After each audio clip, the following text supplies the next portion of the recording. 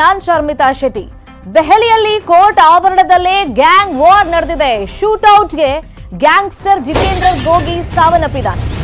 ದೆಹಲಿಯ ರೋಹಿಣಿ ಕೋರ್ಟ್ ಆವರಣದಲ್ಲಿ ಇವತ್ತು ಈ ಘಟನೆ ನಡೆದಿದೆ. ಅಂದ್ರೆ ವಕೀಲ ರೀತಿಯಲ್ಲಿ ವೇಷಭೂಷಣ ತೊಡ್ಕೊಂಡು ಇವರೆಲ್ಲ ಬಂದಿದ್ರು. ಒಳಗಡೆ ಬಂದಂತ ಟೈಮ್ನಲ್ಲಿ ಏಕಾಏಕಿಯಾಗಿ ಶೂಟ್ಔಟ್ ಅನ್ನ ಮಾಡಿದ್ದಾರೆ. ದೆಹಲಿಯ ರೋಹಿಣಿ ಕೋರ್ಟ್ ಆವರಣದಲ್ಲಿ ಈ ಘಟನೆ ನಡೆದಿದೆ. ಇನ್ನು ಶೂಟ್ಔಟ್ಗೆ ಜಿತೇಂದ್ರ ಗೋಗಿ ಸೇರಿ ಒಟ್ಟು 3 ಜನ ಸಾವನ್ನಪ್ಪಿದ್ದಾರೆ. ಗಂದಾಳಿಯಿಂದ ಕೋರ್ಟ್ನಲ್ಲಿ ಆತಂಕದ ವಾತಾವರಣ ಸೃಷ್ಟಿಯಾಗಿತ್ತು.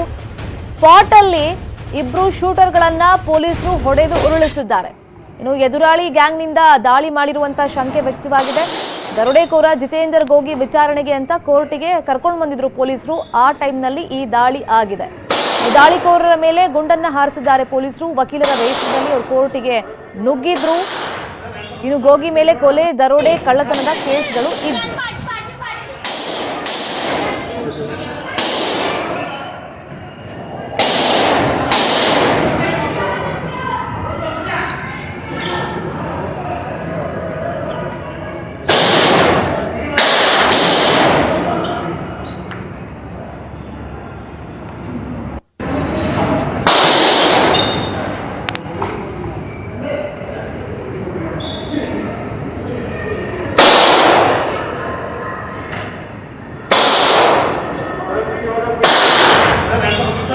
ड्रेस में आए हुए थे, उन्होंने 3 गोलियां लगातार गोगी को मारी हैं। उसके रिबर्ट में जो दिल्ली पुलिस की सिक्योरिटी थी गोगी के फेवर में, उन्होंने उसको बकायदा गोलियां मारी हैं, गोलियां चलाई हैं। उनके पास 25-30 गोलियां चलाई हैं, जिसमें वो दोनों ऑन द स्पॉट जो क्रिमिनल आए थे वकील की ड्रेस पहन के, वो ऑन द स्पॉट डेथ हो गए। गोगी का ये बताया जा रहा था कि वो जख्मी हालत में हॉस्पिटल शिफ्ट कर दिया गया है, लेकिन अभी जो इंटीमेशन आ रही है हॉस्पिटल से वो यही समझ में आ रही है कि वो वहाँ डेड डिक्लेयर हो गया है। हेयरिंग के दौरान गोगी की हेयरिंग थी, उसी दौरान हुआ था। जज साहब भी मौजूद थे, स्टाफ भी मौजूद था और बाकी 2-4-5 वकील भी भाई मौजूद थे। और इसी बीच में एक हमारी इंटर्न है, उसके भी पैर में कहीं गोली लगी है, जो सुनने में आ रहा है वो जख्मी है। तो कितने बजे का वाकया हुआ था? ये है लगभग 1, 12:30 से 1:30 बजे का वाकया आज। तो पूरी फोर्स भी साथ, फोर्स वगैरह गोगी के साथ ही। उन्होंने रिबर्ट में वहीं ऑन द स्पॉट उसको बचाने के लिए फायरिंग की है, जिसमें वो ऑन द स्पॉट उनको डेड कर दिया गया। ಇನ್ನು ದೆಹಲಿಯಲ್ಲಿ 7-8 ದೊಡ್ಡ ಗ್ಯಾಂಗ್ಗಳು ಈ ತರ ಇದೆ. ಸದಾ ಈ ಗ್ಯಾಂಗ್ಗಳ ನಡುವೆ ಮಾರಾಮಾರಿ ನಡೀತಲೇ ಇರುತ್ತೆ. ಕಾರಣ ಏನು ಅಂತಂದ್ರೆ ನಂಬರ್ 1 ಪಟ್ಟಕ್ಕೋಸ್ಕರ ಗ್ಯಾಂಗ್ ವಾರ್ ಗಲಾಟೆಗಳು ನಡೀತಾ ಇರ್ತವೆ. ಈಗ ಟಿಲು ಗ್ಯಾಂಗ್ ಜೊತೆಗೆ ಗೋಗಿ ಗ್ಯಾಂಗ್ ವಾರ್ ನಡೀತಾ ಇತ್ತಂತೆ. ಜೀವ ಭಯದಲ್ಲೇ ಜೈಲಲ್ಲಿ ಇದ್ದ ಟಿಲು ಇದೀಗ ಟಿಲು ಗ್ಯಾಂಗ್ನಿಂದಲೇ ಗೋಗಿ ಮೇಲೆ ಈ ತರ ಅಟ್ಯಾಕ್ ಆಗಿದೆ, ದಾಳಿ ಆಗಿದೆ ಅನ್ನೋ ಸಂಶಯಗಳು ವ್ಯಕ್ತವಾಗ್ತಾ ಇದೆ. ಅಂದ್ರೆ ನಂಬರ್ 1 ಪಟ್ಟ ಯಾರು ಗಿಟ್ಟಿಸ್ಕೊಳ್ತಾರೆ ಅಂತ ಈ ತರ ಗ್ಯಾಂಗ್ ವಾರ್ಗಳು ಆಗಾಗ ನಡೀತಲೇ ಇರುತ್ತೆ ಗ್ಯಾಂಗ್ಸ್ಟರ್ಗಳ ಮಧ್ಯೆ. ಸೊ ಇವತ್ತು ನಾವು ನೋಡೋದಾದ್ರೆ ಟಿಲ್ಲು ಮತ್ತೆ ಗೋಗಿ ಮಧ್ಯದಲ್ಲಿ ಒಂದು ವೈಷಮ್ಯ ಇದ್ದೇ ಇತ್ತು, ಅದು ಮುಂದುವರೆದಿತ್ತು. ಟಿಲ್ಲು ಜೈಲಲ್ಲಿ ಇದ್ರೂ ಕೂಡ ಈ ಗೋಗಿ ವಿಚಾರವಾಗಿ ಸ್ವಲ್ಪ ಜೀವ ಭಯದಲ್ಲೇ ಆತ ಇದ್ದ ಅಂತ ಹೇಳಲಾಗ್ತಾ ಇದೆ. ಬಟ್ ಇವತ್ತು ದಾಳಿ ಏನಾಗಿದೆ ಅದು ಟಿಲ್ಲು ಅವ್ರ ಕಡೆಯವರೇ ಮಾಡಿದ್ದಾರೆ ಅಂತ ಒಂದು ಸಂಶಯ ಇದೆ.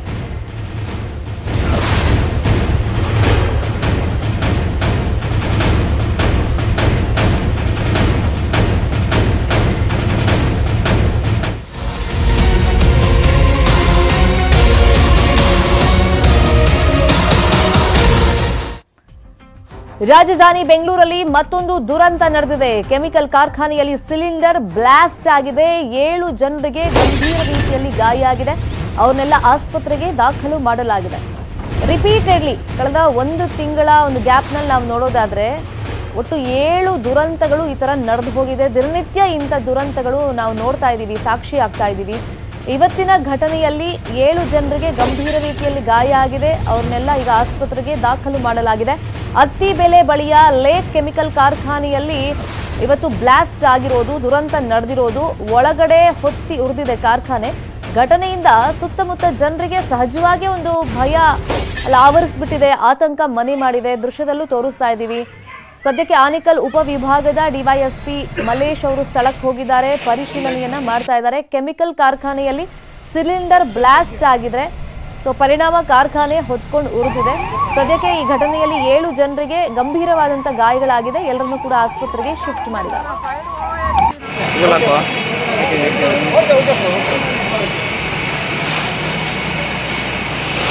ಒಂದು ನಿಮಿಷ ಸೋಮ್ ಇಬ್ರು ಬರ್ರಲ್ಲಿ ಸೋಮ್ ಫೋನ್ ಯೂಸ್ ಮಾಡಿ.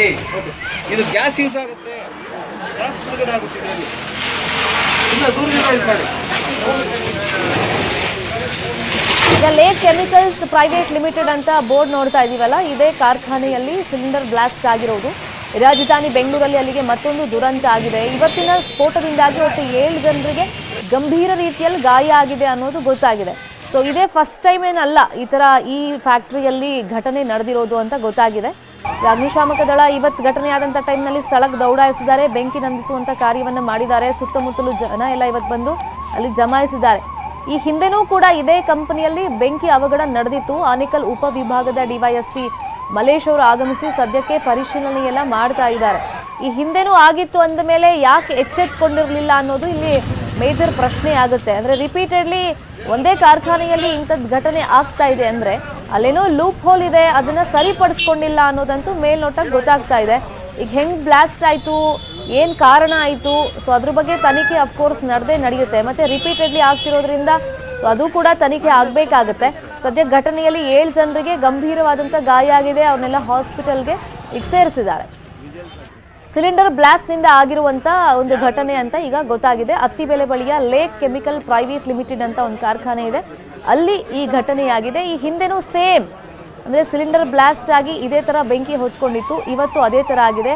ಸೊ ನಾವು ನೋಡ್ತಾ ಇದ್ದೀವಿ ಈ ವಿಜುವಲ್ಸಲ್ಲಿ ದಟ್ಟವಾದಂಥ ಹೊಗೆ ಎಲ್ಲ ಆವರಿಸ್ಬಿಟ್ಟಿದೆ. ಒಳಗಡೆ ಎಲ್ಲ ಹೊತ್ತಿ ಉರಿದಿದೆ ಕಾರ್ಖಾನೆ, ಇಡೀ ಕಾರ್ಖಾನೆ ಬೆಂಕಿಗೆ ಆಹುತಿ ಆಗಿದೆ ಅನ್ನೋದು ಗೊತ್ತಾಗಿದೆ. ಈಗ ಎಷ್ಟು ನಷ್ಟ ಆಗಿದೆ ಏನು ಎತ್ತ ಇನ್ನಷ್ಟೇ ಅಧಿಕೃತವಾಗಿ ಮಾಹಿತಿ ಸಿಗಬೇಕಾಗತ್ತೆ. ಈ ಬಗ್ಗೆ ಮಾತಾಡೋದಕ್ಕೆ ಅಲ್ಲಿನ ಕಾರ್ಮಿಕರಾಗಿರುವಂಥ ನಂದೀಶ್ ಅಂತ ನಮ್ಮ ಜೊತೆ ಫೋನ್ ಸಂಪರ್ಕದಲ್ಲಿ ಜಾಯಿನ್ ಆಗಿದ್ದಾರೆ. ನಂದೀಶ್ ಅವರೇ, ಈ ಘಟನೆ ಆದಾಗ ನೀವು ಅಲ್ಲೇ ಇದ್ರಾ? ಮೇಡಮ್, ನಾ ಕಾರ್ಮಿಕ ಅಲ್ಲ, ನಾ ಈ ಊರಿನ ಗ್ರಾಮಸ್ಥ. ಈ ಊರಿನ ಮುಂಭಾಗ ಇರೋ ಕಂಪನಿ ಇದು ಮೇಡಮ್. ಇದು ಇದು ಲೇಕ್ ಕೆಮಿಕಲ್ ಪ್ರೈವೇಟ್ ಲಿಮಿಟೆಡ್ ಅಂತ, ಇದು ಕೆಮಿಕಲ್ಸ್ ಕಂಪನಿ ಮೇಡಮ್. ಸೊ ಇದು 1 ಗಂಟೆ ಟೈಮಿಗೆ ಬ್ಲಾಸ್ಟ್ ಆಗಿದೆ, ದೊಡ್ಡದಾಗಿ ಬ್ಲಾಸ್ಟ್ ಆಗಿದೆ. ನಮ್ಮ ಬಿಲ್ಡಿಂಗ್ ಕನ್ಸ್ಟ್ರಕ್ಷನ್ ನಡೀತದೆ. ನಾ 3 ಆಫ್ಟರ್ ಮೇಲೆಯಿಂದ ನಾವು ಅಲ್ಲಿಗೆ ಕಾಣಿಸ್ಕೊಂತು. ಕಂಪ್ನಿಗೂ ನಾನು ಕೆಲಸ ಮಾಡ್ತಾ ಇರೋ ಜಾಗಕ್ಕೂ ಒಂದು ಅರ್ಧ ಕಿಲೋಮೀಟರ್ ಡಿಸ್ಟೆನ್ಸ್ ಇತ್ತು ಮೇಡಮ್. ಸೊ ಇದು ಗಾಳಿಯಲ್ಲಿ ಸ್ಪ್ರೆಡ್ ಆದಂತ ಇದು ಆ ಕೆಮಿಕಲ್ಸ್ ಎಲ್ಲರ ಮೈ ಮೇಲೆಲ್ಲ ಸ್ಪ್ರೆಡ್ ಆಗಿದೆ. ಆಮೇಲೆ ಸಡನ್ಲಿ ಉಸಿರಾಡಕ್ ಆಗ್ತಲ್ಲ, ಅಲ್ಲಿ ಗಂಟ್ಲು ಕಟ್ಟದಂಗ ಆಗ್ತಿದೆ, ಕಣ್ಣು ಉರಿ ಆಗ್ತಿತ್ತು. ಸೊ ಅಲ್ಲಿ ಹತ್ರ ಹೋಗಿ ಆ ಕ್ಯಾಪ್ಚರ್ ಮಾಡಕ್ ಆಗ್ತಾ ಇಲ್ಲ ಆ ವಿಡಿಯೋ ನಮ್ ಕೈಲಿ. ಪರಿಸ್ಥಿತಿ ಈಗ ಸ್ಮೆಲ್ ಅದು ಇನ್ನೂ ಅವಾಯ್ಡ್ ಆಗಿಲ್ಲ, ಅದು ಹಾಗೆ ಬರ್ತಿದೆ. ಸುಮಾರು 7 ಜನಕ್ಕೆ ಅದರಲ್ಲಿ ಉಸಿರು ಕಟ್ಟಿದೆ, ಅವ್ರು ಸೀರಿಯಸ್ ಆಗಿದ್ದಾರೆ. ಮತ್ತೆ ಇನ್ನೊಬ್ರಿಗೆ ಕೈ ಕಾಲೆಲ್ಲ ಏಟಾಗಿ ಅವ್ರಿಗೆ ಒಂದು ಕೈ ಸುಮ್ಮ ಬೋನ್ ಎಲ್ಲ ಕಟ್ಟಾಗಿ ತುಂಬಾ ಏಟಾಗಿದೆ. ಮತ್ತೆ ಇದರ ಅವಶೇಷಗಳು ಈ ಕಡೆ ಸುತ್ತಮುತ್ತ ಕಂಪನಿಗಳಲ್ಲೆಲ್ಲ ಬಿದ್ದಿದೆ. ಈಗ ಮೈ ಮೇಲೆಲ್ಲ ಒಂಥರ ಕೆಮಿಕಲ್ಸ್ ಬಂದ್ ಬಿತ್ತು ಅಂತ ಹೇಳಿದ್ರಲ್ಲ, ಅದೇನು ಬೂದಿ ಬೂದಿ ತರ ಇತ್ತಾ? ಚುಕ್ಕಿ ತರ ನಾ ವೈಟ್ ಪಟ್ಟ ಹಾಕಿದ್ದೀನಿ. ನಾ ಮೈ ಮೇಲೆ ಎಲ್ಲ ಅಲ್ಲೆಲ್ಲ ಕಪ್ಪು ಡಾಟ್ ತರ ಮೈಯೆಲ್ಲ ಸ್ಪ್ರೆಡ್ ಆಗಿದೆ. ಟೋಟಲ್ ಇದು ಊರೆಲ್ಲ ಮಿನಿಮಮ್ ಒಂದು 2 ಕಿಲೋಮೀಟರ್ 3 ಕಿಲೋಮೀಟರ್ ಅಷ್ಟು ಇದು ಸ್ಪ್ರೆಡ್ ಆಗಿದೆ ಮೇಡಮ್, ಗಾಳಿಲೇ ಇದು. ಈಗ ನೀವು ನೋಡ್ದೆ ಅಂತ ಹೇಳಿದ್ರಲ್ಲ, ನೀವು ಬಿಲ್ಡಿಂಗ್ ಕನ್ಸ್ಟ್ರಕ್ಷನ್ ಆಗ್ತಿತ್ತು, ಮೇಲ್ಗಡೆ ಫ್ಲೋರ್ ಅಲ್ಲಿ ನಾವಿದ್ವಿ ನೋಡ್ದೆ ಅಂತ. ಏನ್ ಈ ತರ ದಟ್ಟ ಹೊಗೆ ಬರೋದ್ ನೋಡಿದ್ರ ನೀವು, ಅಥವಾ ಬ್ಲಾಸ್ಟ್ ಆಗೋದೇನಾದ್ರು ಅಂದ್ರೆ ಒಳಗಡೆ ಬ್ಲಾಸ್ಟ್ ಆಗಿರೋದು ಅದ್ ಕಾಣಿಸಿರಲ್ಲ, ಈ ತರ ಬೆಂಕಿ ಹೊತ್ಕೊಳ್ಳೋದೆಲ್ಲ ಕಾಣಿಸ್ತಾ ಹೊರಗಡೆಯಿಂದ? ಹಾ ಮೇಡಮ್, ಬೆಂಕಿ ಎಲ್ಲ ಹೊತ್ಕೊಂತು, ಆಮೇಲೆ ದಟ್ಟ ಹೊಗೆ ಬಂತು. ಆ ಹೊಗೆನ ನಾವು ಕ್ಯಾಪ್ಚರ್ ಮಾಡ್ಕೊಳಕಂತ ಹತ್ರ ಹೋದಾಗ ನಮ್ ಕೈಲಿ ಅಲ್ಲಿ ಹತ್ರ ಹೋಗೋದಕ್ಕೂ ಆಗ್ತಲ್ಲ. ಇಷ್ಟು ದೊಡ್ಡ ಕಂಪ್ನಿ, ಮತ್ತೆ ಇದರಲ್ಲಿ ಒಂದು ಆಂಬುಲೆನ್ಸ್ ಇಲ್ಲ, ಒಂದು ಫೈರ್ ಆದಾಗ ಅದನ್ನ ಆರಿಸೋ ಅಂತ ಇದು ಉಪಕರಣಗಳು ಇವ್ರ ಹತ್ರ ಇಲ್ಲ. ಇಲ್ಲ ಮೇಡಮ್, ಇಲ್ಲ ಮೇಡಮ್. ಅಂದ್ರೆ ಇದು ಊರಿಗೆ ಹೊಂದ್ಕೊಂಡಿದೆ ಮೇಡಮ್, ತುಂಬಾ ಪ್ರಾಬ್ಲಮ್ ಆಗ್ತಿದೆ. ಸುತ್ತಮುತ್ತ ಅಲ್ಲ, ಪಕ್ಕದಲ್ಲೇ ಮೇಡಮ್, ಈ ಊರ್ ಪಕ್ಕದಲ್ಲೇ. ಊರು 100 ಹೆಜ್ಜೆ ಇದೆ ಅಷ್ಟೇ ಮೇಡಮ್, ಊರಿಗೂ ಮತ್ತೆ ಆ ಕಂಪ್ನಿಗೂ. ಅದ್ರ ಮುಂದೆನೆ ರೆಂಟೆಡ್ ಹೌಸ್ ಸುಮಾರು ಒಂದು 100-150 ಮನೆ ಇದೆ, ರೆಂಟ್ ಹೌಸ್ ಅದ್ರ ಆಪೋಸಿಟ್ ಅಲ್ಲೇ. ಮತ್ತೆ ಸಂಜೆ ಆಗ್ತಿದ್ದಂಗೆ ಪ್ರತಿ ದಿನ ಸಂಜೆ 5 ಗಂಟೆ ಆಗ್ತಿದ್ದಂಗೆ ಆ ಕಂಪ್ನಿಯಿಂದ ಬ್ಯಾಡ್ ಸ್ಮೆಲ್ಲು ಮತ್ತೆ ಹೊಗೆ ಡೈಲಿ.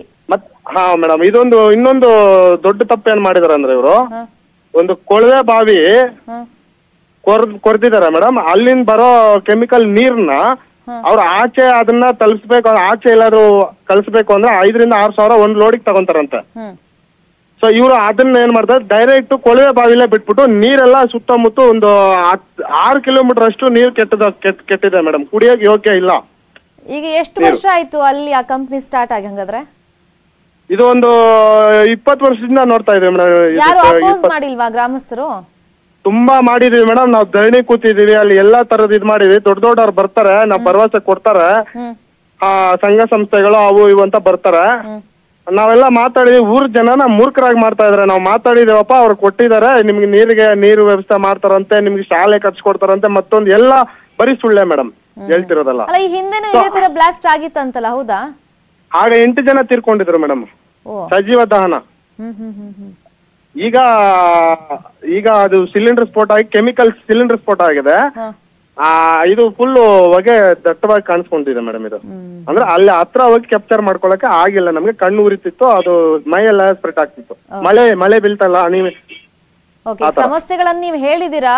ಸೊ ಈ ಘಟನೆ ಆಗಿರೋದ್ರಿಂದ ಅಫ್ಕೋರ್ಸ್ ಸರ್ಕಾರ ಇದನ್ನು ಗಮನಿಸುತ್ತೆ. ನೋಡೋಣ ನಂದೀಶ್ ಅವರೇ, ನಾವು ಫಾಲೋ ಅಪ್ ಮಾಡ್ತೀವಿ. ಥ್ಯಾಂಕ್ ಯು ಸೋ ಮಚ್ ಮಾತನಾಡಿದಕ್ಕೆ. ಇದು ಸ್ಥಳೀಯರು ನಂದೀಶ್ ಅಂತ ಮಾತಾಡಿದ್ರು. ತುಂಬಾ ಕಂಪ್ಲೇಂಟ್ಸ್ ಹೇಳ್ತಾ ಇದ್ರು, ಈ ಕಾರ್ಖಾನೆಯಲ್ಲಿ ಹಿಂದೆನೂ ಆಗಿತ್ತು, ಮತ್ತೆ ದಿನನಿತ್ಯ ಕೆಟ್ಟು ವಾಸನೆ ಬರುತ್ತೆ ಅಲ್ಲಿ ಸುತ್ತಮುತ್ತ, ಮತ್ತೆ ನೀರನ್ನ ಕೊಳವೆ ಬಾವಿಗೆ ಬಿಡ್ತಾ ಇರೋದ್ರಿಂದ ಸುತ್ತಮುತ್ತ ನೀರು ಕೂಡ ಕಲುಷಿತಗೊಂಡಿದೆ ಅನ್ನೋ ಆರೋಪವನ್ನ ಮಾಡ್ತಾ ಇದ್ರು. ಇದೇ ವಿಚಾರವಾಗಿ ಮತ್ತಷ್ಟು ಮಾಹಿತಿಯನ್ನು ಕೊಡೋದಕ್ಕೆ ನಮ್ಮ ರಿಪೋರ್ಟರ್ ಚಂದ್ರು ಫೋನ್ ಸಂಪರ್ಕದಲ್ಲಿ ಜಾಯಿನ್ ಆಗಿದ್ದಾರೆ. ಚಂದ್ರು, ಎಕ್ಸಾಕ್ಟ್ ಆಗಿ ಘಟನೆ ಹೆಂಗಾಯ್ತು ಅಂತ ಮಾಹಿತಿ ಸಿಗ್ತಾ ಇದೆ. ಸ್ಥಳೀಯರು ಮಾತಾಡ್ತಾ ಹೇಳ್ತಾ ಇದ್ರು, ಒಂಥರ ಕೆಮಿಕಲ್ಸ್, ಕಣ್ಣೆಲ್ಲ ಉರಿತು, ಕೆಟ್ಟ ವಾಸನೆ ಬಂತು, ನಮಗೂ ಅಲ್ಲಿ ಕ್ಯಾಪ್ಚರ್ ಮಾಡೋಕ್ಕೂ ಆಗ್ಲಿಲ್ಲ, ಫ್ಯಾಕ್ಟರಿ ಹತ್ರ ಹೋಗಕ್ಕೂ ಆಗ್ಲಿಲ್ಲ ಅಂತ. ನೀವು ಸ್ಥಳಕ್ಕೆ ಹೋಗಿದ್ದೀರಾ ಚಂದ್ರು? ಶರ್ಮಿತಾ, ಏನು ಅಂತಂದ್ರೆ ಈ ಒಂದು ಘಟನೆ ನಡೆದಿರುವಂತದ್ದು ಬೆಂಗಳೂರು ಆನೆಕಲ್ ಸಮೀಪದ ಅತ್ತಿಬೆಲೆ ಕೈಗಾರಿಕಾ ಪ್ರದೇಶದಲ್ಲಿ ಲೇಕ್ ಪ್ರೈವೇಟ್ ಕೆಮಿಕಲ್ ಲಿಮಿಟೆಡ್ ಅನ್ನೋ ಕಂಪನಿ ಇದು. ಸುಮಾರು ಮಧ್ಯಾಹ್ನ 1 ಗಂಟೆ ಸುಮಾರಿಗೆ ಒಂದು ಘಟನೆ ಸಂಭವಿಸಿದೆ ಶರ್ಮಿತಾ. ಏನು ಕೆಮಿಕಲ್ ಅನ್ನ ಇಲ್ಲಿ ತಯಾರು ಮಾಡ್ಲಾಗ್ತದೆ ಅಂದ್ರೆ ಔಷಧಿ ತಯಾರಿಕಾ ಕಂಪನಿಗಳಿಗೆ ಇಲ್ಲಿಂದ ರಾ ಮೆಟೀರಿಯಲ್ ಅನ್ನ ಕಳಿಸ್ಕೊಡುವಂತ ಕಂಪನಿ ಇದು.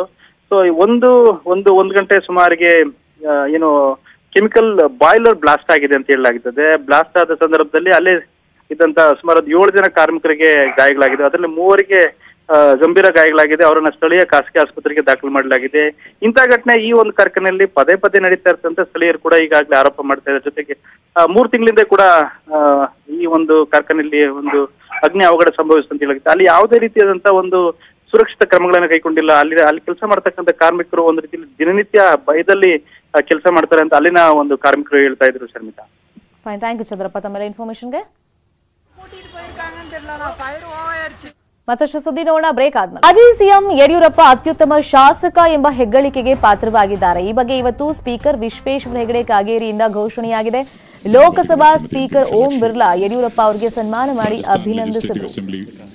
3 टर्म के लिए इलेक्ट हुए थे और 16th Lok Sabha first term and unanimously elected as honorable speaker the 17th Lok Sabha.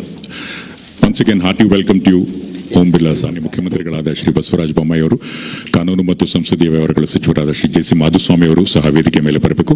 ಹಾಗೆಯೇ ಗೌರವಾನ್ವಿತ ಶ್ರೀ BS ಯಡಿಯೂರಪ್ಪನವರು ದಯಮಾಡಿ ಬಂದು ಈ ಪ್ರಶಸ್ತಿಯನ್ನು ಸ್ವೀಕರಿಸಬೇಕಾಗಿ ವಿನಂತಿ. 1965ರಲ್ಲಿ ಸ್ವಯಂ ಸೇವಕ ಸಂಘದ ಕಾರ್ಯಕರ್ತರಾಗಿ ಸಾರ್ವಜನಿಕ ಜೀವನಕ್ಕೆ ಪದಾರ್ಪಣೆ ಮಾಡಿದಂಥವರು ಗೌರವಾನ್ವಿತ ಶ್ರೀ BS ಯಡಿಯೂರಪ್ಪನವರು. 1983ರಲ್ಲಿ ಪ್ರಥಮ ಬಾರಿಗೆ ವಿಧಾನಸಭೆಗೆ ಆಯ್ಕೆಯಾಗಿ ರೈತರ ಸಾಲ ಮನ್ನಾ ಮಾಡಿಸುವಲ್ಲಿ ಯಶಸ್ವಿಯಾದಂತಹ ಮಹನೀಯರು ಶ್ರೀ BS ಯಡಿಯೂರಪ್ಪನವರು. ಬಂಧುಗಳೇ, ಮಾನ್ಯರು ಸದಸ್ಯರು, ವಿರೋಧ ಪಕ್ಷದ ನಾಯಕರು, ಉಪಮುಖ್ಯಮಂತ್ರಿಗಳು ಹಾಗೂ ಮುಖ್ಯಮಂತ್ರಿಗಳಾಗಿ ಎಷ್ಟೇ ಕಾರ್ಯ ಒತ್ತಡದಲ್ಲಿದ್ದರೂ ಸಹ ಸದನದಲ್ಲಿ ಕಡ್ಡಾಯವಾಗಿ ಹಾಜರಿದ್ದು ಎಲ್ಲಾ ಕಾರ್ಯಕಲಾಪಗಳನ್ನು ಗಮನವಿಟ್ಟು ಆಲಿಸಿ ಸಕ್ರಿಯವಾಗಿ ಭಾಗವಹಿಸಿ ಜನಸೇವೆಯ ಜನಾರ್ದನ ಸೇವೆ ಎಂದು ನಿರೂಪಿಸಿ ತೋರಿಸಿದಂತಹ ಮಹಾನ್ ನಾಯಕ ಶ್ರೀ BS ಯಡಿಯೂರಪ್ಪ ಅವರು. ಇವರಿಗೆ ಸಗಿನ್ ವ್ಯಾಲಿ ಯೂನಿವರ್ಸಿಟಿ USA ಇಂದ ಸಹ ಗೌರವ ಡಾಕ್ಟರೇಟ್ ಪದವಿ ನೀಡಿ ಗೌರವಿಸಲಾಗ್ತಾ ಇದೆ. ಮತ್ತೊಮ್ಮೆ ಗೌರವಾನ್ವಿತ ಶ್ರೀ BS ಯಡಿಯೂರಪ್ಪ ಅವರಿಗೆ ಅಭಿನಂದನೆಗಳು, ಧನ್ಯವಾದಗಳು. ಪ್ರಶಸ್ತಿ ಪ್ರದಾನ ಸಂದರ್ಭದಲ್ಲಿ ಈಗ ಓಂ ಬಿರ್ಲಾ ಅವರು ಭಾಷಣವನ್ನು ಮಾಡ್ತಾರೆ ಜಂಟಿ ಅಧಿವೇಶನ ಉದ್ದೇಶಿಸಿ. ಮೊದಲ ಬಾರಿ ವಿಧಾನಮಂಡಲದಲ್ಲಿ ಈ ತರ ಸ್ಪೀಕರ್ ಒಬ್ರು ಬಂದು ಭಾಷಣವನ್ನ ಮಾಡ್ತಿರೋದು ಫಸ್ಟ್ ಟೈಮ್. ಮಾಜಿ ಸಿಎಂ ಎಚ್.ಡಿ. ಕುಮಾರಸ್ವಾಮಿ ತಾತ ಆಗಿದ್ದಾರೆ. ನಿಖಿಲ್ ಕುಮಾರಸ್ವಾಮಿ ಪತ್ನಿ ರೇವತಿ ಗಂಡು ಮಗುವಿಗೆ ಜನ್ಮ ಕೊಟ್ಟಿದ್ದಾರೆ. ತಾನು ತಾತ ಆದ ಬಗ್ಗೆ ಕುಮಾರಸ್ವಾಮಿ ಟ್ವೀಟ್ ಅನ್ನು ಮಾಡಿದ್ದಾರೆ. ನನ್ನ ಜೀವನದಲ್ಲಿ ಇದೊಂದು ಶುಭ ಗಳಿಗೆ ಬಂದಿದೆ. ನಮ್ಮ ಪರಿವಾರಕ್ಕೆ ಹೊಸ ಸದಸ್ಯನ ಆಗಮನವಾಗಿದೆ. ತಾತನಾದೆ ಅಂತ ಹೇಳೋದಕ್ಕೆ ಅತೀವ ಸಂತಸವಾಗ್ತಾ ಇದೆ. ಕಂದನಿಗೆ ನಿಮ್ಮೆಲ್ಲರ ಹಾರೈಕೆ ಮತ್ತು ಆಶೀರ್ವಾದ ಇರಲಿ ಅಂತ ಪ್ರಾರ್ಥನೆ ಮಾಡ್ತೀನಿ ಅಂತ ಟ್ವೀಟ್ ಅನ್ನು ಮಾಡಿದ್ದಾರೆ. ಈ ನಡುವೆ ಚನ್ನಪಟ್ಟಣದ ಜೆಡಿಎಸ್ ಕಾರ್ಯಕರ್ತರು ಕೇಕ್ ಕಟ್ ಮಾಡೋ ಮೂಲಕ ಸಂಭ್ರಮಾಚರಣೆಯನ್ನ ಮಾಡಿದ್ದಾರೆ.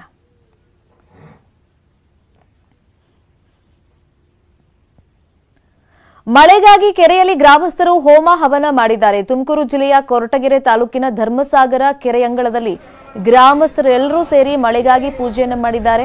ಕೆರೆಯಂಗಳದಲ್ಲಿ ಗ್ರಾಮ ದೇವರುಗಳನ್ನು ಕೂರಿಸಿ ವಿಶೇಷ ಪೂಜೆಯನ್ನು ಮಾಡಿದ್ದಾರೆ. ಗಣಪತಿ ಹೋಮ, ಗಂಗಾ ಪೂಜೆ, ಮಳೆರಾಯನ ಪೂಜೆ, ಗ್ರಾಮ ದೇವರ ಪೂಜೆಯನ್ನು ನೆರವೇರಿಸಲಾಯಿತು. ಮುಂಗಾರಿನ ಬೆಳೆ ತೆನೆ ಒಡೆಯದೆ ಬಾಡ್ತಾ ಇರೋದ್ರಿಂದ ರೈತರು ಆತಂಕಕ್ಕೆ ಒಳಗಾಗಿದ್ದಾರೆ. ಹೀಗಾಗಿ ಧರ್ಮಸಾಗರ ಸುತ್ತಮುತ್ತಲಿನ ಗ್ರಾಮಸ್ಥರು ಮಳೆಗಾಗಿ ಪೂಜೆಯನ್ನ ಸಲ್ಲಿಸಿದ್ರು.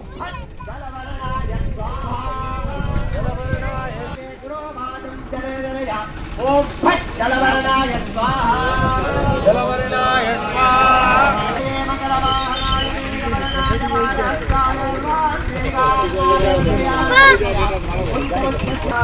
ಓಂ ಜಲವರ್ಣಾಯ ಸ್ವಾಹಾ ಓಂ ಹ್ರೀಂ ಹ್ರೀಂ ಹ್ರೀಂ ಫಟ್ ಜಲವರ್ಣಾಯ ಸ್ವಾಹಾ ಓಂ ಜಲವರ್ಣಾಯ ಸ್ವಾಹಾ ಓಂ ಜಲವರ್ಣಾಯ ಸ್ವಾಹಾ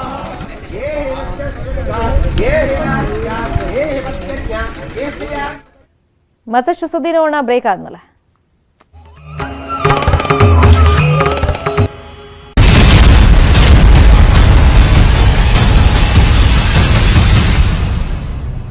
ಥಿಯೇಟರ್ಗಳಲ್ಲಿ 100% ಪ್ರೇಕ್ಷಕರಿಗೆ ಅವಕಾಶ ಸಿಗುತ್ತಾ ಅನ್ನೋದನ್ನ ನೋಡಬೇಕಾಗುತ್ತೆ. 1 ರಿಂದ 5ನೇ ತರಗತಿ ಶಾಲೆಗಳು ಕೂಡ ಆರಂಭ ಮಾಡೋದಕ್ಕೆ ಸರ್ಕಾರ ಗ್ರೀನ್ ಸಿಗ್ನಲ್ ಕೊಡುತ್ತಾ? ಇನ್ನು ಕೊರೋನಾ ನೈಟ್ ಕರ್ಫ್ಯೂ ತೆಗೆದು ಹಾಕುತ್ತಾ ಸರ್ಕಾರ ನೋಡಬೇಕು. ಯಾಕಂದ್ರೆ ಇವತ್ತು ಕೋವಿಡ್ ತಾಂತ್ರಿಕ ಸಲಹಾ ಸಮಿತಿಯ ತಜ್ಞರ ಸಭೆ ನಡೆಯುತ್ತೆ. ಸಂಜೆ 5 ಗಂಟೆಗೆ ವಿಧಾನಸೌಧದಲ್ಲಿ ಸಿಎಂ ನೇತೃತ್ವದಲ್ಲಿ ಈ ಸಭೆ ನಡೆಯುತ್ತೆ. ಸಭೆ ಆದ್ಮೇಲೆ ಒಂದು ಕನ್ಫರ್ಮೇಶನ್ ಸಿಗುತ್ತೆ.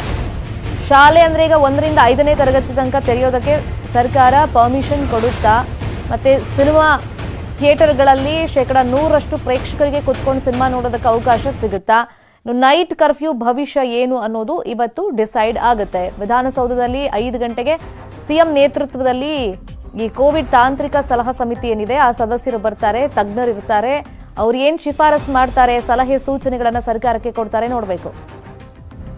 ಈಗ ಮತ್ತಷ್ಟು ಅನ್ಲಾಕ್ ಆಗುವಂತ ಚಾನ್ಸಸ್ ಇದೆ. ಅನ್ಲಾಕ್ ನಲ್ಲಿ ಯಾವುದಕ್ಕೆಲ್ಲ ಈಗ ಪರ್ಮಿಷನ್ ಸಿಗಬಹುದು ಅಂತ ಲೆಕ್ಕಾಚಾರ ಇದೆ ಅಂದ್ರೆ ಡಾನ್ಸ್ ಕ್ಲಾಸ್ ಮತ್ತೆ ಸ್ವಿಮ್ಮಿಂಗ್ ಪೂಲ್ಗಳು ಮತ್ತೆ ರೀಓಪನ್ ಆಗಬಹುದು. ಪಬ್ ಓಪನ್ಗೆ ಅನುಮತಿ ಸಿಗಬಹುದು. ತುಂಬಾ ಜನ ಪಬ್ ಮಾಲೀಕರು ವೇಟ್ ಮಾಡ್ತಾ ಇದ್ದಾರೆ. ಕೊರೋನಾ ಕಡಿಮೆಯಾಗಿದೆ, ಬೇರೆ ಎಲ್ಲದಕ್ಕೂ ಪರ್ಮಿಷನ್ ಸಿಗ್ತಾ ಇದೆ, ನಮಗೆ ಯಾಕೆ ಪರ್ಮಿಷನ್ ಕೊಡ್ತಾ ಇಲ್ಲ ಅಂತ ಒಂದು ಪ್ರಶ್ನೆಯನ್ನ ಮಾಡ್ತಾ ಇದ್ದಾರೆ. ಶೀಘ್ರವೇ ಈ ಎಲ್ಲದರ ಬಗ್ಗೆನೂ ಸರ್ಕಾರ ಒಂದು ಅಧಿಕೃತ ಘೋಷಣೆ ಮಾಡುವಂತ ನಿರೀಕ್ಷೆ ಇದೆ. ಯಾಕಂದ್ರೆ ಇವತ್ತು ಸಂಜೆ 5 ಗಂಟೆಗೆ ತಜ್ಞರು ಈ ಕೊರೋನಾ ವಿಚಾರವಾಗಿ ಏನೆಲ್ಲ ಇನ್ಫಾರ್ಮೇಶನ್ ಸರ್ಕಾರ ಕೊಡ್ತಾರೆ, ಅದ್ರ ಜೊತೆಯಲ್ಲಿ ಒಂದಿಷ್ಟು ಶಿಫಾರಸುಗಳನ್ನ ಅವರು ಏನ್ ಮಾಡ್ತಾರೆ ಅದನ್ನ ಸರ್ಕಾರ ಅಫ್ಕೋರ್ಸ್ ಗಂಭೀರವಾಗಿ ಪರಿಗಣಿಸುತ್ತೆ. ಹಾಗಾಗಿ ಥಿಯೇಟರ್ ವಿಚಾರದಲ್ಲಿ ಮತ್ತೆ ಪಬ್ ವಿಚಾರದಲ್ಲಿ ಮತ್ತೆ ಶಾಲೆ ವೆರಿ ವೆರಿ ಇಂಪಾರ್ಟೆಂಟ್. 1 ರಿಂದ 5ನೇ ತರಗತಿ ಶಾಲೆ ರೀಓಪನ್ ಬಗ್ಗೆ ಸರ್ಕಾರ ಇವತ್ತೇನ್ ನಿರ್ಧಾರ ಕೈಗೊಳ್ಳುತ್ತೆ ಅನ್ನೋದನ್ನ ನೋಡ್ಬೇಕಾಗುತ್ತೆ. ಇನ್ನು ಸೋಮವಾರ ಭಾರತ್ ಬಂದ್ ಹಿನ್ನೆಲೆಯಲ್ಲಿ ರೈತ ಸಂಘಟನೆಗಳು ಬೆಂಬಲವನ್ನ ಕೊಡ್ತಾ ಇವೆ ಅಂತ ರೈತ ಮುಖಂಡ ಕೋಡಿಹಳ್ಳಿ ಚಂದ್ರಶೇಖರ್ ಹೇಳಿಕೆಯನ್ನ ಕೊಟ್ಟಿದ್ದಾರೆ. ಈ ಕೊರೋನಾ ಮಧ್ಯದಲ್ಲಿ ಈ ರೈತರ ಹೋರಾಟಕ್ಕೆ ಎಷ್ಟು ಸಕ್ಸಸ್ ಸಿಗುತ್ತೆ ಅನ್ನೋ ಪ್ರಶ್ನೆ ಎದ್ದಿದೆ. ಈಗ ಆಲ್ರೆಡಿ ಕರ್ನಾಟಕದಲ್ಲಿ ಯಾವ ತರ ಬಂದ್ಗೆ ಪ್ರತಿಕ್ರಿಯೆ ಸಿಗುತ್ತೆ ಅಂತ ರೈತ ಸಂಘಟನೆಗಳು ಬೆಂಬಲವನ್ನ ಕೊಡ್ತಾವೆ ಅಂತ ಕೋಡಿಹಳ್ಳಿ ಚಂದ್ರಶೇಖರ್ ಹೇಳಿಕೆಯನ್ನ ಕೊಟ್ಟಿದ್ದಾರೆ. ಕನ್ನಡ ಸಂಘಟನೆಗಳು ಬೆಂಬಲವನ್ನ ಸೂಚಿಸಿವೆ. ಅವತ್ತು ರೈಲು ತಡೆ ಇರುತ್ತೆ, ಹೆದ್ದಾರಿ ಬಂದ್ ಆಗುತ್ತೆ, ಸಾರಿಗೆ ಹಾಗೇನೆ ಲಾರಿ ಮಾಲೀಕರು ಬೆಂಬಲಿಸಿದ್ದಾರೆ ಅಂತ ಹೇಳ್ತಾ ಇದ್ದಾರೆ. ಈಗ ಅವ್ರ ಕಡೆಯಿಂದ ಅಧಿಕೃತವಾಗಿ ಸ್ಟೇಟ್ಮೆಂಟ್ ಅನ್ನ ಯಾರಾದ್ರೂ ಕೊಡಬೇಕಾಗತ್ತೆ, ನಾವು ಬೆಂಬಲವನ್ನ ಕೊಡ್ತಾ ಇದ್ದೀವಿ ಅಥವಾ ಇಲ್ಲ ಅಂತ. ಈಗ ಬಿಜೆಪಿ ಆಡಳಿತದ 17 ರಾಜ್ಯಗಳ ಪೈಕಿ ಕರ್ನಾಟಕ ಕೂಡ ಒಪ್ಪಿದೆ. ಕೇಂದ್ರದ ಕೃಷಿ ಕಾಯ್ದೆಗಳನ್ನ ಕರ್ನಾಟಕ ಸರ್ಕಾರ ಒಪ್ಕೊಂಡಿದೆ. ಸರ್ಕಾರದ ನಿರ್ಧಾರವನ್ನ ಖಂಡಿಸಿ ನಾವು ಹೋರಾಟವನ್ನ ಮಾಡ್ತಾ ಇದ್ದೀವಿ, ಅದಕ್ಕೆ ಬಂದ್ಗೆ ನಾವು ಕೈ ಜೋಡಿಸಿದ್ದೀವಿ ಅಂತ ಕೋಡಿಹಳ್ಳಿ ಚಂದ್ರಶೇಖರ್ ಹೇಳಿದ್ದಾರೆ. ಈಗ ಯಾರ್ಯಾರು ಹಾಗಾದ್ರೆ ಬೆಂಬಲವನ್ನ ಕೊಡ್ತಾ ಇದ್ದಾರೆ? ಡೈರೆಕ್ಟ್ ಆಗಿ ಕಬ್ಬು ಬೆಳೆಗಾರರ ಸಂಘದವರು ಬೆಂಬಲವಾಗಿ ನಿಂತಿದ್ದಾರೆ. ಇನ್ನು ನೈತಿಕವಾಗಿ ತುಂಬಾ ಜನ ಬೆಂಬಲವಾಗಿ ಕೊಡ್ತೀವಿ ಅಂತ ಹೇಳಿದ್ದಾರೆ. ಅದರಲ್ಲಿ ರೈತ ಕಾರ್ಮಿಕರ ಸಂಘ ಇರ್ಬೋದು, ಅಖಿಲ ಭಾರತ್ ಕಿಸಾನ್, ಆಟೋ ಮಾಲೀಕರು, ಕ್ಯಾಬ್ ಚಾಲಕರ ಸಂಘ ಅವರೆಲ್ಲ ನೈತಿಕ ಬೆಂಬಲ ಕೊಡ್ತೀವಿ ಅಂತ ಹೇಳಿದ್ದಾರೆ. ಇನ್ನು ಬ್ಯಾಂಕ್ ಒಕ್ಕೂಟ, ಹೋಟೆಲ್ ಮಾಲೀಕರ ಸಂಘ, ಆಟೋ ಮಾಲೀಕರು, ಕ್ಯಾಬ್ ಚಾಲಕರು ನೈತಿಕ ಬೆಂಬಲವನ್ನ ಕೊಡ್ತೀವಿ ಈ ಬಂದ್ಗೆ ಅಂತ ಹೇಳಿದ್ದಾರೆ. ಇನ್ನು ಬಸ್ ಮೇಲೆ ಡಿಪೆಂಡ್ ಆಗಿರೋರು ಏನು ವರಿ ಮಾಡ್ಕೊಳ್ಳೋದು ಬೇಡ. KSRTC ಬಸ್ ಇರುತ್ತೆ, BMTC ಇರುತ್ತೆ, ಮೆಟ್ರೋ ಇರುತ್ತೆ, ಆಟೋಗಳು ಎಂದಿನಂತೆ ಸಂಚಾರ ಮಾಡುತ್ತವೆ ಸೋಮವಾರ. ಇನ್ನು ಟ್ಯಾಕ್ಸಿ, ಕ್ಯಾಬ್ ಏನು ಚಿಂತೆ ಬೇಡ, ಇರುತ್ತೆ ಅವೈಲಬಲ್. ಇನ್ನು ಹೋಟೆಲ್ ಓಪನ್ ಇರುತ್ತೆ, ಬೀದಿ ಬದಿ ವ್ಯಾಪಾರಿಗಳು ಅವತ್ತು ಬರ್ತಾರೆ, ಏನು ಸಮಸ್ಯೆ ಇಲ್ಲ. ಇನ್ನು ಶಾಲಾ ಕಾಲೇಜ್ ರಜೆ ಇರೋದಿಲ್ಲ, ಬರಬೇಕಾಗುತ್ತೆ ವಿದ್ಯಾರ್ಥಿಗಳು. ಕ್ಯಾಬ್ ಇರುತ್ತೆ, ಹೋಟೆಲ್ ಓಪನ್ ಇರುತ್ತೆ, ಬೀದಿ ಬದಿ ವ್ಯಾಪಾರನೂ ಇರುತ್ತೆ.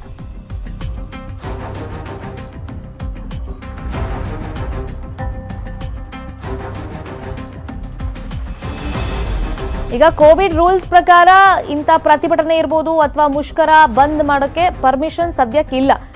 ಈಗ BBMP chief commissioner Gaurav Gupta ಅವರು ಕೂಡ ಹೇಳಿದ್ರು ನೆನ್ನೆ ತಾನೇ, ಇಂಥದಕ್ಕೆಲ್ಲ ನಾವು ಪರ್ಮಿಷನ್ ಕೊಡೋಕ್ಕಾಗಲ್ಲ ಅಂತ. ಅದಾಗ್ಯೂ ನಾವು ಈ ಥರ ಬಂದ್ ಮಾಡ್ತೀವಿ. ವಿವಿಧ ರೈತಪರ ಸಂಘಟನೆಯವರು ಮತ್ತೆ ಬೇರೆ ಬೇರೆ ಸಂಘದವರು ಕೂಡ ನಮಗೆ ಬೆಂಬಲವಾಗಿ ನಿಂತಿದ್ದಾರೆ ಅಂತ ಕೋಡಿಹಳ್ಳಿ ಚಂದ್ರಶೇಖರ್ ಹೇಳ್ತಾ ಇದ್ದಾರೆ.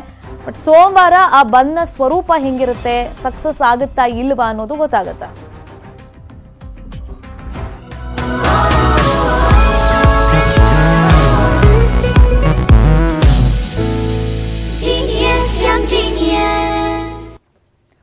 ಕಳೆದ ವರ್ಷ ನ್ಯೂಸ್ 18 ಹಾಗೂ ಬೈಜೂಸ್ ಸೇರಿ ಯಂಗ್ ಜೀನಿಯಸ್ ಎಂಬ ವಿಶೇಷ ಅಭಿಯಾನ ಮಾಡಿತು. ದೇಶದಾದ್ಯಂತ ಮಕ್ಕಳ ಪ್ರತಿಭೆ ಅನಾವರಣ ಮಾಡುವುದಕ್ಕೆ ವೇದಿಕೆಯನ್ನ ಕಲ್ಪಿಸಿಕೊಟ್ಟಿತು.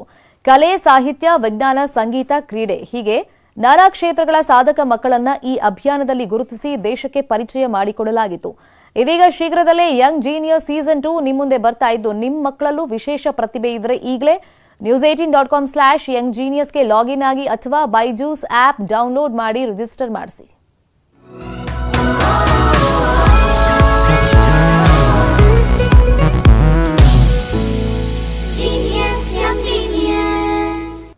ಇನ್ನು ಬೈಜೂಸ್ ಯಂಗ್ ಜೀನಿಯಸ್ ಸೀಸನ್ 2 ಬಗ್ಗೆ ಚಿತ್ರ ಸಾಹಿತಿ ಕವಿರಾಜ್ ಮಾತನಾಡಿದ್ದಾರೆ, ನೋಡೋಣ.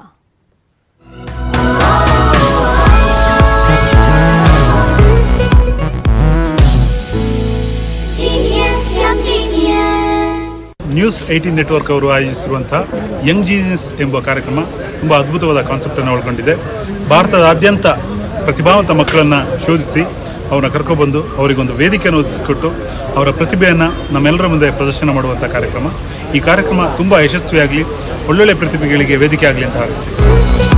ನಾವು ಮತ್ತೆ ಬಂದಿದ್ದೀವಿ ಇಂಥದ್ದೇ ಯಂಗ್ ಜೀನಿಯಸ್ಗಳ ಹುಡುಕಾಟದಲ್ಲಿ. ಅವರನ್ನ ಈಗಲೇ ರಿಜಿಸ್ಟರ್ ಮಾಡಿ news18.com/younggenius ಅಥವಾ ಬೈಜೂಸ್ ಆಪ್ನ ಯಂಗ್ ಜೀನಿಯಸ್ ಸೆಕ್ಷನ್ಗೆ ಲಾಗ್ ಆನ್ ಮಾಡಿ ಶೀಘ್ರದಲ್ಲಿ. ಇದು ಸದ್ಯದ ನ್ಯೂಸ್ ಅಪ್ಡೇಟ್ಸ್. ನೋಡ್ತಾರಿ ನ್ಯೂಸ್ 18 ಕನ್ನಡ. ಜಾಲ ನಮ್ಮದು, ಬಲ ನಿಮ್ಮದು.